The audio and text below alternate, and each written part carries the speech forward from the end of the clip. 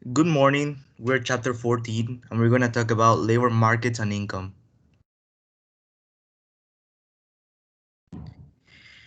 The theory of labor market. What is the labor market? The labor market is a term that economists use for all the different markets for labor.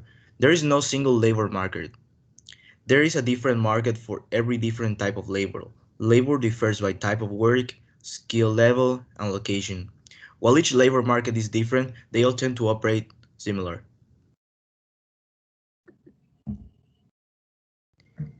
If a firm wants to maximize its profits, it will never pay more in terms of wage and benefits for a worker than the value of his or her marginal productivity to the firm. We call this the first rule of labor markets. What is marginal product? Marginal product is the additional output a firm can produce by adding one more worker to the production process. Since employers often hire labor by the hour, we'll define marginal product as the additional output the firm produces by adding one more worker hour to the production process.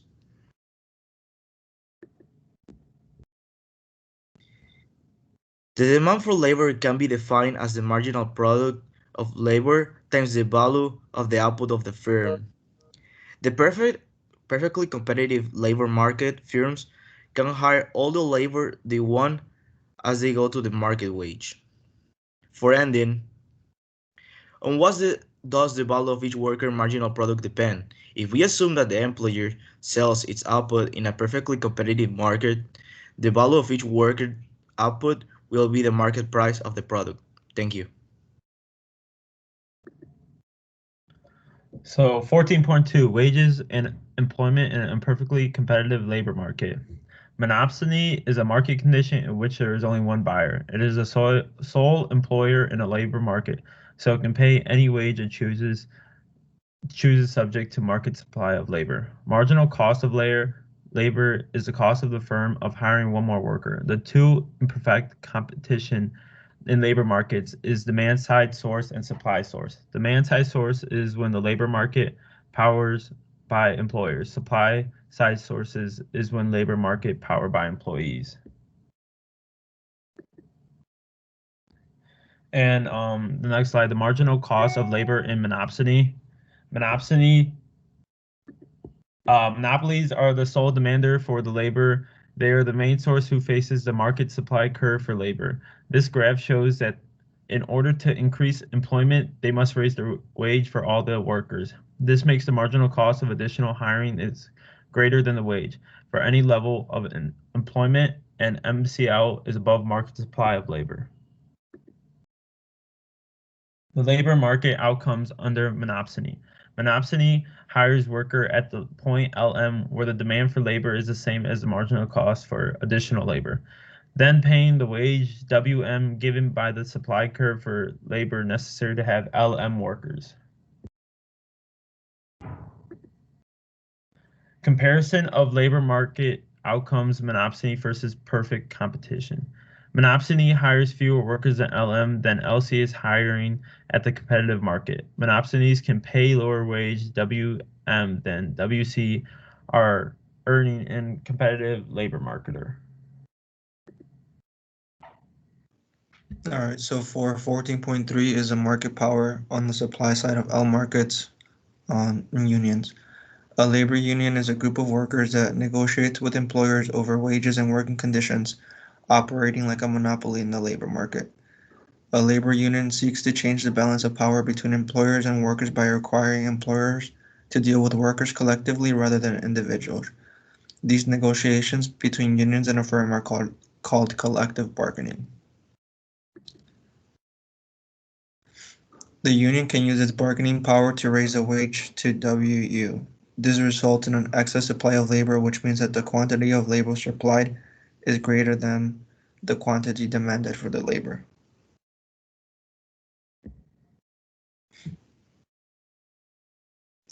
Since the early 1950s, workers belonging to unions has declined. Some of the reasons why it has happened is a shift from manufacturing to service industries, a reduced desire for unions because of protection laws, or just a difficulty for unions to organize workers and expand.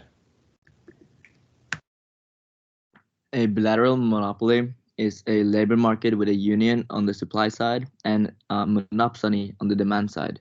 This means that in a bilateral market, they have one supplier creating a monopoly and one buyer, which is a monopsony, where the supplier, of course, wants to keep the prices high, while the buyer wants to keep the prices low. And in a labor market, this means that the wages want and that the supplier wants to keep the wages high, while the labor wants to absolutely wants to keep the wages low, while the labor wants to keep the wages high, creating this space in between, which is the equilibrium space.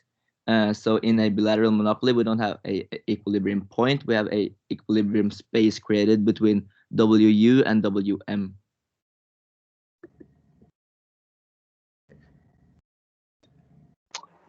Employment discrimination. Discrimination is acting on the belief that members of a certain group are inferior solely because of factors such as race, gender, or religion. Even though we have made progress, a gap remains between the average wages of female and male workers and between the average wages of black and white workers. Men still have a significant number of positions at the top of large corporations and in the U.S. Congress compared to women.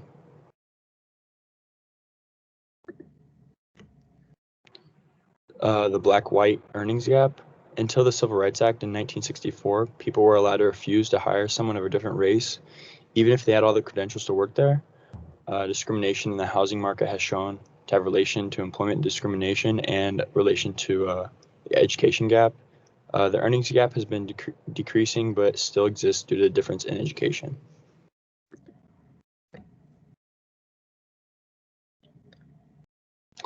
One of the biggest problems that causes discrimination and the wages gap is the fact that whites and blacks/Hispanics is the educational opportunity that each are given. Most situations, blacks and Hispanics are not given an equal educational opportunity.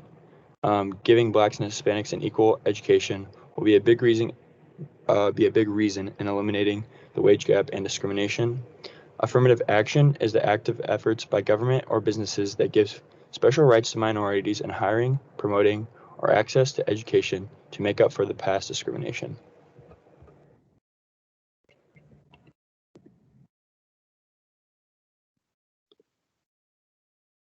Immigration is often discussed in economy since it might affect the country's wages, income levels, and government taxes. Immigration in the U.S. has increased over the past years, and some are opponents of it.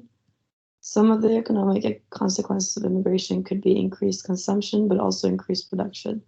If the immigrants entering the United States match the U.S. population, there would not be a huge difference if they all contribute and work.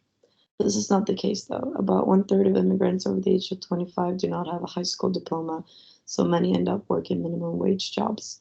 This leads to a shift to the right in the supply of unskilled labor, which also will lead to lower wages for these jobs. The middle and upper income households will benefit from this since it would be cheaper, but low-skilled U.S. workers will have to compete with low-skilled immigrants. The effect of immigration is not affecting the U.S. economy that much. It's mostly about the effect on certain jobs. Immigrants do increase the demand for certain things, which can stimulate the low-skilled market. Another effect is the impact on budgets. Many of the costs for immigrants are in state-run programs, for example, cost of public schools. Many of the taxes they pay are federal taxes, and many do not own property, so they don't pay property taxes.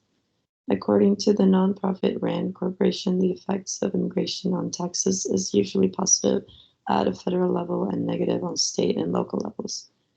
In the 90s, an immigration reform was proposed to reduce overall immigration and give priority to immigrants with higher skill levels. This would prevent negative effects on low-skilled workers' wages. High-skilled workers find jobs easier and will earn more and pay more taxes. Most economists believe that immigration might harm some domestic workers, but the benefits of the nation exceeds the costs. For the chapter project, the first part was about calculating employment levels for a company that does lawn maintenance, and this is when the market is in perfect competition.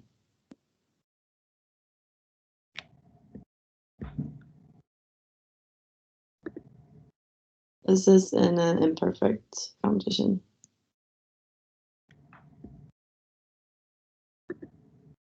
The second part was to research a specific labor market, and the example we chose was just market research analysis or marketing specialist. And the current number of people employed is 690,160. And then you can see the annual wage nationally and the annual wage in Illinois. And it's supposed to increase with 70.7% between 2019 and 2029.